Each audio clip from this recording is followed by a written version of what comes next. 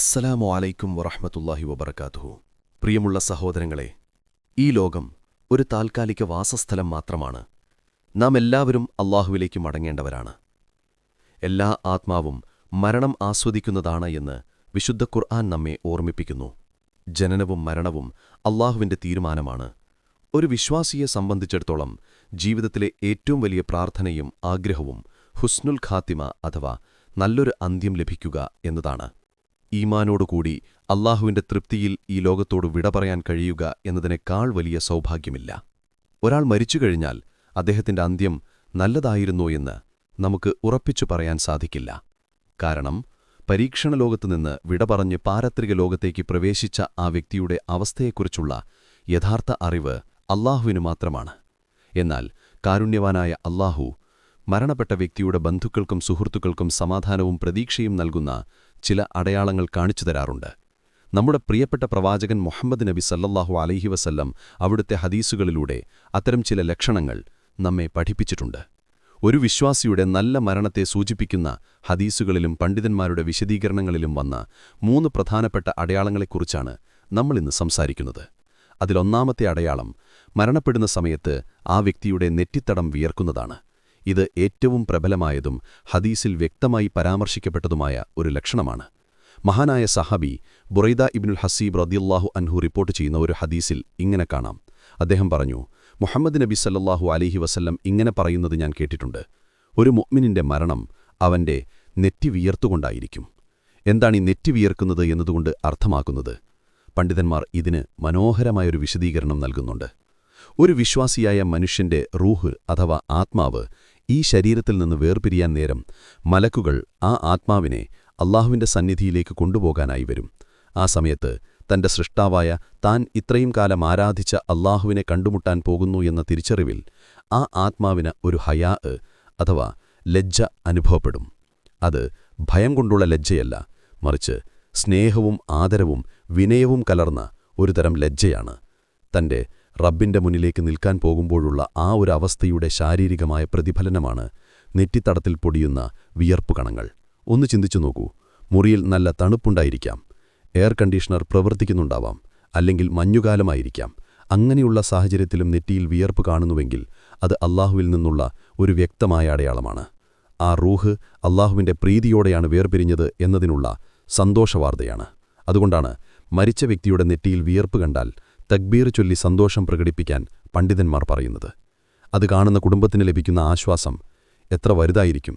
ഇനി രണ്ടാമത്തെ അടയാളത്തിലേക്ക് വരാം. മരണപ്പെട്ട വ്യക്തിയുടെ മൂക്കിന്റെ ദ്വാരങ്ങൾ അല്പം വികസിച്ചു തുറന്ന് നിൽക്കുന്നത് ഒരു നല്ല ലക്ഷണമായി എണ്ണപ്പെടുന്നു. എന്തുകൊണ്ടായിരിക്കാം ഇത് സംഭവിക്കുന്നത്? ഒരു വിശ്വാസിയുടെ ആത്മാവിനെ കൊണ്ടുപോകാൻ വരുന്നത് റഹ്മത്തിന്റെ മലക്കുകളാണ്. അവർ വെറുങ്കൈയോടല്ല വരുന്നത്. സ്വർഗ്ഗത്തിൽ നിന്നുള്ള കഫൻ പുടവയും സ്വർഗീയമായ സുഗന്ധദ്രവ്യങ്ങളുമായിട്ടാണ് അവർ വരുന്നത്. ആത്മാവ് ശരീരത്തിൽ നിന്ന് വേർപിടിയാൻ നേരത്ത് ആ മുറി മുഴുവൻ സ്വർഗ്ഗത്തിൽ നിന്നുള്ള സുഗന്ധം നിറയും. ആ ആത്മാവ് ആ സുഗന്ധം ആസ്വദിക്കും. ആ ആനന്ദത്തിൽ ആ സ്വർഗീയ സുഗന്ധം ഒന്നുകൂടി ആവാഹിക്കാൻ എന്നോണം ആ വ്യക്തിയുടെ മൂക്കിന്റെ ദ്വാരങ്ങൾ ചെറുതായി വികസിച്ചു പോകും. ഇത് ആത്മാവിന് ലഭിച്ചുകൊണ്ടിരിക്കുന്ന സ്വർഗീയമായ സ്വീകരണത്തിന്റെ ഒരു ഭൗതികമായ അടയാളമാണ്. എന്നാൽ ഒരു കാര്യം ശ്രദ്ധിക്കണം. വളരെ പ്രായമായവരിലോ അല്ലെങ്കിൽ മുഖത്തെന്തെങ്കിലും തരത്തിലുള്ള പരിക്കുകൾ പറ്റിയവരിലോ ഈ ലക്ഷണം വ്യക്തമായി കാണണമെന്നില്ല.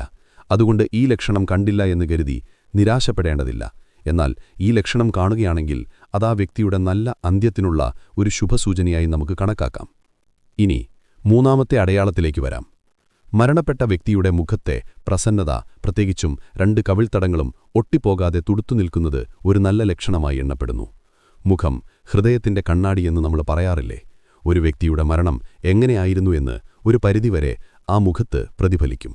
ഒരു വിശ്വാസിക്ക് മരണസമയത്ത് അവന്റെ സ്വർഗ്ഗത്തിലെ ഇരിപ്പിടം കാണിച്ചു കൊടുക്കുമെന്ന് ഹദീസുകളിൽ വന്നിട്ടുണ്ട്. തനിക്ക് ലഭിക്കാൻ പോകുന്ന അനുഗ്രഹങ്ങൾ കാണുമ്പോൾ, അല്ലാഹുവിന്റെ പാപമോചനം ഉറപ്പുവരുമ്പോൾ ആ ആത്മാവ് സന്തോഷിക്കും. ആ സന്തോഷവും സംതൃപ്തിയും ആ മുഖത്ത് ഒരു പ്രകാശമായി, ഒരു പുഞ്ചിരിയായി, ഒരു പ്രസന്നതയായി പ്രതിഫലിക്കും. അതിന്റെ ഭാഗമായാണ് കവിളുനൽ ചപ്പിക്കിടക്കാതെ ജീവിച്ചിരിക്കുമ്പോഴുള്ളതുപോലെ തുടുത്തു നിൽക്കുന്നത്. മുഖം കറുത്തിരുണ്ട് വികൃതിയായി പോകുന്നതിന് പകരം സമാധാനത്തോടെ ഉറങ്ങുന്നതുപോലെയുള്ള ഒരു ഭാവമായിരിക്കും ആ മുഖത്ത് നമുക്ക് കാണാൻ കഴിയുക. പല്ലുകൊഴിഞ്ഞുപോയ പ്രായമായവരിൽ സ്വാഭാവികമായും കവിളുകൾ ഒട്ടിയിരിക്കും. അത് നമ്മൾ പ്രത്യേകം മനസ്സിലാക്കണം. എന്നാൽ അങ്ങനെ അല്ലാത്തവരിൽ മുഖത്ത് കാണുന്ന ഈ പ്രസന്നതയും കവിളുകളിലെ തുടുപ്പും ആത്മാവ് സന്തോഷത്തോടെയാണ് വേർപിരിഞ്ഞത് എന്നതിന്റെ സൂചനയാണ്. പ്രിയമുള്ളവരെ, ഈ പറഞ്ഞ 3 അടയാളങ്ങൾ — നെറ്റി വിയർക്കുക, മൂക്കിന്റെ ദ്വാരങ്ങൾ വികസിക്കുക, മുഖത്തെ പ്രസന്നതയും കവിളുകളിലെ തുടുപ്പുമുണ്ടാകുക — ഇവയെല്ലാം അല്ലാഹു അവന്റെ ഇഷ്ടദാസന്മാർക്ക് നൽകുന്ന സന്തോഷവാർത്തകളാണ്. പിന്നിൽ ജീവിച്ചിരിക്കുന്നവർക്ക് സമാധാനിക്കാനും തങ്ങളുടെ പ്രിയപ്പെട്ടവൾ അല്ലാഹുവിന്റെ അടുക്കൽ നല്ല നിലയിലാണ് എന്ന് പ്രത്യാശിക്കാനും വേണ്ടിയുള്ള അടയാളങ്ങളാണിവ. ഇത് കാണുമ്പോൾ ആ മയ്യത്തിനു വേണ്ടി കൂടുതൽ പ്രതീക്ഷയോടെ പ്രാർത്ഥിക്കാൻ നമുക്ക് സാധിക്കും. എന്നാൽ ഈ അടയാളങ്ങൾ കണ്ടതുകൊണ്ട് ഒരാൾ സ്വർഗ്ഗത്തിലാണെന്നോ കാണാത്തതുകൊണ്ട് നരകത്തിലാണെന്നോ നമുക്കൊരിക്കലും ഉറപ്പിച്ചു പറയാൻ കഴിയില്ല. അദൃശ്യകാര്യങ്ങൾ അറിയുന്നവൻ അല്ലാഹു മാത്രമാണ്. നമ്മുടെ കടമ മറ്റുള്ളവരുടെ മരണത്തിലെ അടയാളങ്ങൾ അന്വേഷിക്കുക എന്നതിലുപരി നമുക്കൊരു നല്ല മരണം ലഭിക്കാൻ വേണ്ടി നമ്മുടെ ജീവിതം ചിട്ടപ്പെടുത്തുക എന്നതാണ്. ഈമാനിൽ ജീവിച്ച് തഖ്വയോടുകൂടി അല്ലാഹുവിനെ ഭയപ്പെട്ട് അവന്റെ തൃപ്തിയിൽ അലിഞ്ഞുചേർന്ന് ഈ ലോകത്തോട് വിട പറയാൻ നമുക്ക് ഓരോരുത്തർക്കും സാധിക്കണം. അല്ലാഹു നമ്മെ എല്ലാവരെയും ഹുസ്നുൽ ഖാത്തിമ നൽകി അനുഗ്രഹിക്കുമാറാകട്ടെ. നമ്മുടെ പ്രിയപ്പെട്ടവരോടൊപ്പം അവന്റെ ജന്നാത്തുൽ ഫിർദൗസിൽ ഒരുമിച്ചുകൂടാൻ നാഥൻ തുണയ്ക്കട്ടെ. ആമീൻ. அஸ்ஸலாமு அலைக்கும் வரஹ்மத்துல்லாஹி வபரகாத்துஹு. 5வது வகை பராக் என்ற பெயரில் அறியப்படுகிறது. இதற்கு 2 அர்த்தங்கள் உண்டு. ஒன்று, தன் உண்மையான அழகை மறைத்து செயற்கை அழகு சாதனங்களை பயன்படுத்தி முகத்தை மெருகேற்றுவதில் பெரும்பாலான நேரத்தை செலவழிப்பவள். அல்லாஹ் கொடுத்த உருவத்தில் திருப்திப்படாமல் மற்றவர்களுக்கு காட்டுவதற்காக அதிகமாக அலங்கரிப்பவள். இஸ்லாம் சுத்தத்துக்கும் அழகுக்கும் எதிரல்ல. ஒரு பெண் தன் கணவனுக்காக அலங்கரிப்பது ஊக்குவிக்கப்பட்ட காரியம். ஆனால் அது எல்லை மீறி தன் மற்ற பொறுப்புகளை பாதிக்கும் விதத்தில் ஆகும்போது அது ஆபத்தானது. பராக் என்றதன் 2வது அர்த்தம் கோபம் வந்தால் உணவில் சிடுமுஞ்சித்து தனியாக உட்கார்ந்து சாப்பிடுபவள் என்பதாகும். இது மிக மோசமான ஒரு குணம். ஒன்றாக உட்கார்ந்து உணவு உண்பது குடும்ப உறவுகளில் அன்பையும் ஐக்கியத்தையும் அதிகரிக்கும். சண்டைகளும் கஷ்டங்களும் வரும்போது அதை பேசி தீர்ப்பதற்கு பதில் உணவில் கூட விலகலை காட்டுவது உறவுகளை மேலும் மோசமாக்கும். இது மனப்பக்குவமின்மையின் மற்றும் பிடிவாதத்தின் அடையாளம். 6வதும் கடைசியுமான வகை ஷத்தாக், அதாவது அதிகமாக பேசும் வாயாடி பெண். பேச்சு அல்லாஹ் கொடுத்த பெரிய அருள். ஆனால் அது எங்கு, எப்படி, எப்போது பயன்படுத்த வேண்டும் என்ற பகுத்தறிவு இல்லாதபோதுதான் பிரச்சனை. தேவையில்லாத விஷயங்களைப் பற்றி மணிக்கணக்கில் பேசுதல், மற்றவர்களைப் பற்றி குற்றம் சொல்லுதல், கிபத், இல்லாததை சொல்லி பரப்புதல், நமீமா, குடும்பத்தின் ரகசியங்களை வெளியில் சொல்லுதல் போன்ற குணங்கள் ஒரு குடும்பத்தின் அழிவுக்கு கூட காரணமாகலாம். இன்றைய மொபைல் போன் யுகத்தில் இந்த குணம் மிகவும் பரவலானது. மணிக்கணக்கில் போனில் பேசி கணவனையும் குழந்தைகளையும் கவனிக்காமல் வீட்டுப் பொறுப்புகளை மறந்து போகும் நிலை ஆபத்தானது. இது குடும்பத்தில் பெரிய கஷ்டங்களை உருவாக்கும்.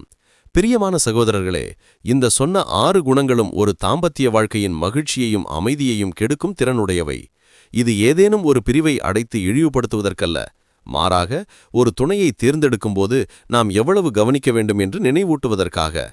ஒரு ஆண் இத்தகைய குணங்களை தவிர்க்க முயற்சிப்பதோடு பெண்களும் தங்களிடம் இத்தகைய தீய குணங்கள் இருந்தால் அதை திருத்த முயற்சிக்க வேண்டும். ஏனெனில் ஒரு நல்ல மனைவி கணவனுக்கு அல்லாஹ் கொடுக்கும் மிக பெரிய அருள். முஹம்மது நபி ஸல்லல்லாஹு அலைஹி வஸல்லம் சொன்னதைப் போல இந்த உலகம் ஒரு உணவு. அதில் உள்ள சிறந்த உணவு நல்லொழுக்கமுடைய பெண். அல்லாஹ் நமக்கெல்லாருக்கும் இகத்திலும் பரத்திலும் நன்மை தரும், கண்ணுக்கும் இதயத்துக்கும் குளிர்ச்சி தரும் இணைகளை தந்து அருள் புரியட்டும். ஆமீன். وآخر دعوانا أن الحمد لله رب العالمين. السلام عليكم ورحمة الله وبركاته.